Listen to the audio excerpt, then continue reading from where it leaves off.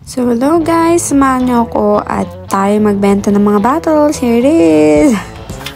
And kasama ko pala ang lola ko here. Oh, di ba ang bilis ng transaction? Oh, yan, nandito na kami.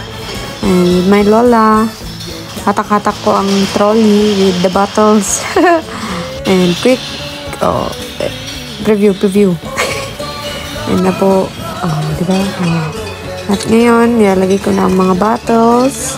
Sabi nga nila, may pera sa basura, 'di ba? Napupulot-pulot ko lang 'yan pag may pumunta ako sa school, then sa work, gano'n. Namumulot-mulot na ako. Wala talaga akong hiya. And now, may $43 tayo. See? Automatic. Automatic ang ating machine. $40, I think 40 plus yan. I think 2,000 na yan in Philippine money. See?